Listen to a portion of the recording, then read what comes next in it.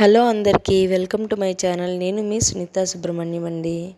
ఇప్పటిదాకా నా ఛానల్ని సబ్స్క్రైబ్ చేసుకుని వారు ఎవరైనా ఉంటే ప్లీజ్ సబ్స్క్రైబ్ చేసుకోండి. మరిన్ని వీడియోస్ కోసం పక్కనే ఉన్న బెల్ ఐకాన్ని క్లిక్ చేస్తే నేను వీడియో అప్లోడ్ చేయగానే మీకు నోటిఫికేషన్ వస్తుంది.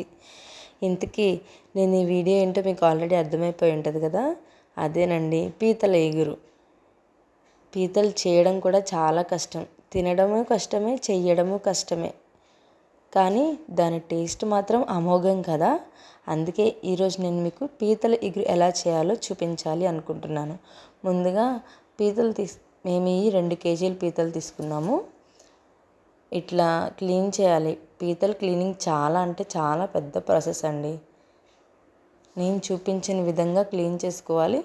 మనకి రాకపోతే బయట చేయించుకుని వచ్చినా సరిపోతుంది. ఇలా చేసిన పీతని శుభ్రంగా కడుక్కొని ఇట్లా 2 ముక్కలు చేసుకొని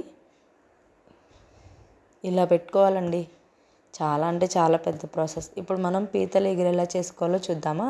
ముందుగా బాండి పెట్టుకొని ఒక 3 గ్లాసెస్ ఆఫ్ ఆయిల్ వేసుకున్నాను.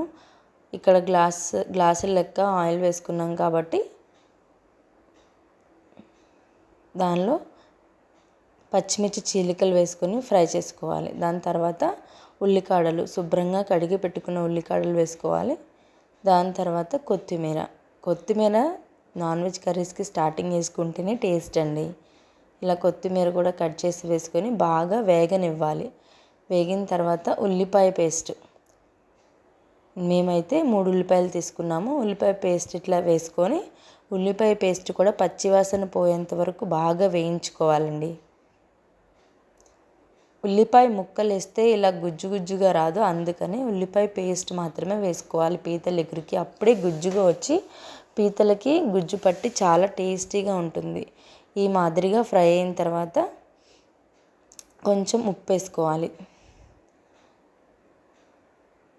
మనకి రుచికి సరిపడా వేసుకుంటే సరిపోద్ది. తర్వాత అల్లం వెల్లుల్లిపాయ విడివిడిగా పేస్ట్ పట్టుకున్నాం మేము. మీరు పట్టుకోవాలంటే మీరు నార్మల్గా కలిపి పట్టేసుకోవచ్చు. 3 స్పూన్ల అల్లం పేస్ట్ వేసుకున్నాము.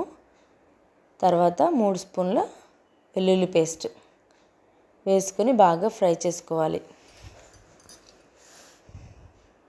సీ ఫుడ్ ఇష్టపడే వాళ్ళు ఖచ్చితంగా పీతలను ఇష్టపడతారు.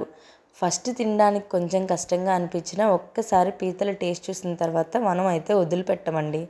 ఇప్పుడు ఒక 2 to 3 స్పూన్స్ పసుపు వేసుకోవాలి. మేము వేసుకున్నది పట్టించిన పసుపు కాబట్టి ఎక్కువ పసుపు వేసుకున్నాము. బయట నుంచి పసుపు తెచ్చుకున్న వాళ్ళు ఈజీగా కలర్ వస్తుంది కాబట్టి తక్కువ వేసుకోండి. మాది కొమ్ములతో పట్టించిన పసుపు కాబట్టి మేము 3 నుంచి 4 స్పూన్ల వరకు వేసుకున్నాము. ఇప్పుడు ఇలా ఫ్రై అయిన తర్వాత కారం రుచికి సరిపడా, నాన్ వెజ్ కర్రీస్కి కారం ఎక్కువే పడుతుంది కాబట్టి ఇది కూడా 4 నుంచి 5 స్పూన్ల వరకు వేసుకోవాలి. బయట కారం అయితే తక్కువ వేసుకోండి. మాది పట్టించిన కారం కాబట్టి మేము కొంచెం ఎక్కువ వేసుకుంటాం. అంత కారంగా ఉండదు కాబట్టి, బళ్ళారికాయలు కారం ఉండవు, అందుకని ఇలా. ఇప్పుడు మనం ఆల్రెడీ క్లీన్ చేసి శుభ్రంగా పెట్టుకున్న పీతలు వేసుకొని కొంచెం అలా కలుపుకోవాలి. తర్వాత దీనికి సరిపడా వాటర్ వేసుకోవాలండి. వాటర్ ఎక్కువ వేసుకుంటే ఇట్లా వాటర్గా ఉంటుంది కన్సిస్టెన్సీ. అందువల్ల 2 to 3 గ్లాసెస్ ఆఫ్ వాటర్ సరిపోతాయి. ఎక్కువ వేసుకోకండి. పీతలు జస్ట్ ఇట్లా మునిగి తేలేంత వరకు వేసుకుంటే చాలు, బాగా మునిగిపోయేంత వరకు వేసుకోకూడదు. అప్పుడే గుజ్జుగా కూర చాలా బాగుంటుంది. ఇలా హై ఫ్లేమ్లోనే ఎగరనివ్వాలి. పీతలు ఉడకడానికి కొంచెం టైం పడుతుంది. బాగా ఏం టైం పట్టదు, బట్ పడుతుంది. ఇలా వేగిన తర్వాత గరం మసాలా వేసుకోవాలండి. ఇంతే, ఈ కన్సిస్టెన్సీ వచ్చేంత వరకు ఉడకబెట్టుకొని తీసి పక్కన పెట్టుకోవడమే. అంతేనండి, పీతల ఎగురు రెడీ. ఎలా ఉందో ట్రై చేసి కమెంట్ చేయండి. మరిన్ని వీడియోస్ కోసం నా ఛానల్ని సబ్స్క్రైబ్ చేసుకోండి. బాయ్.